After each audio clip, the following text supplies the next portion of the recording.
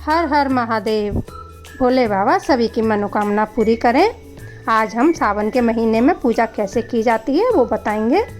हमने कपड़ा बिछा लिया है। कपड़ा आप लाल, पीला, हरा कोई सा भी ले सकते हैं।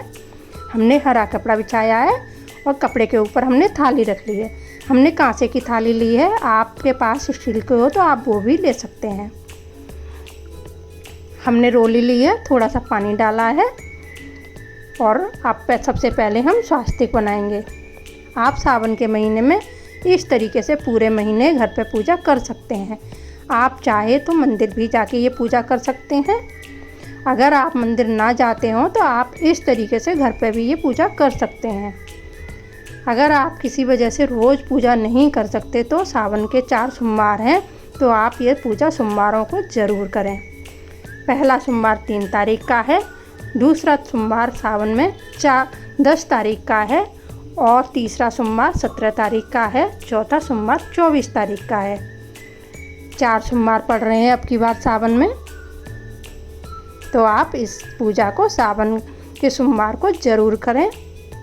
स्वास्तिक बना लिया है हमने, तिल का आसन दिया है भगवान को और भोले बाबा को हमने विराजमान कर दिया है।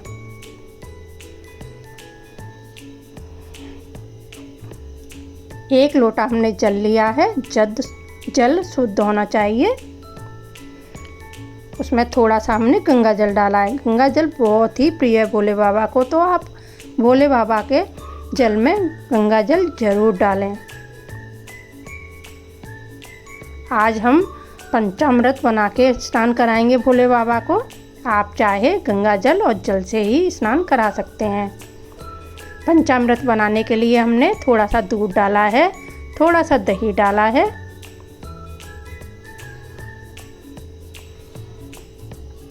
थोड़ा सा हमने शहद डाला है। शहद भी भोले बाबा को बहुत प्रिय है और पंचामृत में शहद जरूर डालें।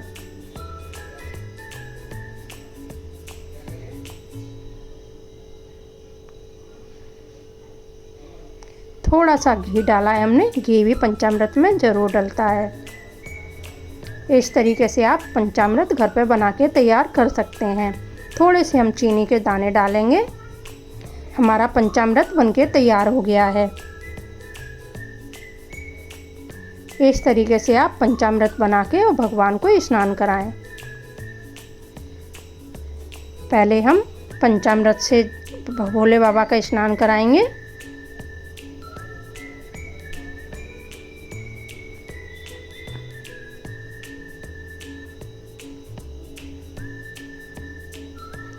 भोले बाबा बहुत ही भोले भाले हैं। एक लोटे जल से प्रसन्न हो जाते हैं। आप इस तरीके से छोटी सी आसानी सी पूजा करके और भोले बाबा को प्रसन्न कर सकते हैं।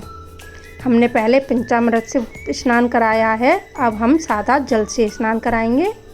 जल में थोड़ा सा गंगा जल डालेंगे और गंगा जल डाल के हम इसका स्नान कराएंगे। जल में आप गंगा जल ज़रूर डालें भोले बाबा के।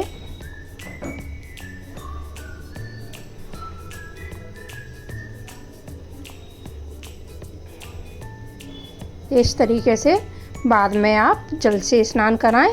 जल से स्नान करा के अब हम भोले बाबा को चंदन का तिलक करेंगे। चंदन लिया है हमने।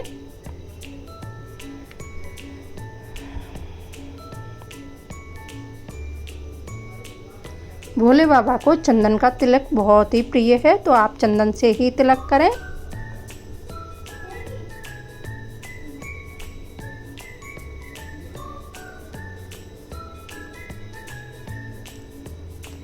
भोले बाबा को त्रिकुंड बहुत पसंद है, तो आप इस तरीके से त्रिकुंड बनाएं और फिर एक बिंदी रख लें।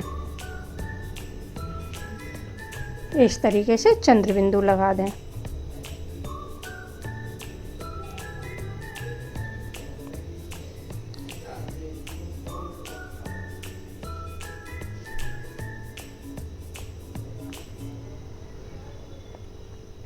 सावन के महीने में भोले बाबा को बेलपत्र भी बहुत ही प्रिय है, तो आप इस तरीके से बेलपत्र लें। बेलपत्र पे इस तरीके से चंदन की बिंदी लगा दें और फिर भोले बाबा को आप बेलपत्र चढ़ा दें।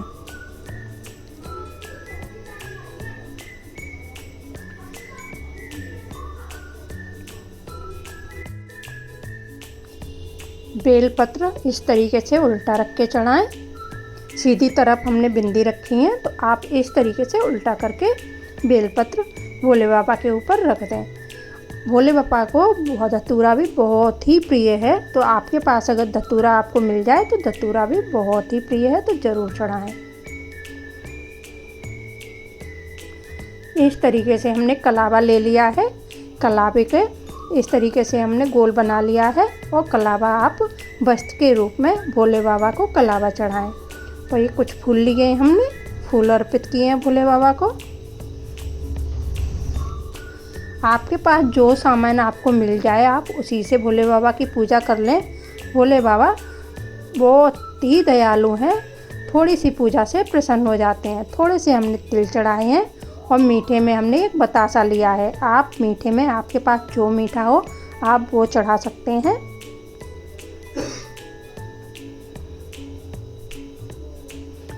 फल में हमने अमरूद लिया है, जो ऋतु फल चलता है वो चढ़ाना चाहिए, तो अमरूद इस टाइम पे बहुत चल रहे हैं। हमने अमरूद का भोग लगाया है भोले बाबा को। और दूब भी भोले बाबा को बहुत ही प्रिय है। कलावा बांध के इस तरीके से आप 21 दूब का इस तरीके से बांध के और ज़रूर चढ़ाएं भोले बाबा पे। भोले बाबा को दूब बहुत ही प्रिय है। और दक्षिणा में हमने पैसे चढ़ाए हैं। दक्षिणा तो हर पूजा में चढ़ानी ही चाहिए। अब हमने दीपक जला के भोले बाबा की आरती कर लेंगे। सारा सामान आप प्रसादी अमरूद का खा सकते हैं। और आप बेलपत्र, फूल, पैसे आप जब महीना पूरा हो जाए तो आप किसी भी ज़रूरतमंद को दे सकते हैं। और सारी सामग्री आप गंगा जी में या जमुना जी में प्रभावित कर सकते हैं। हर हर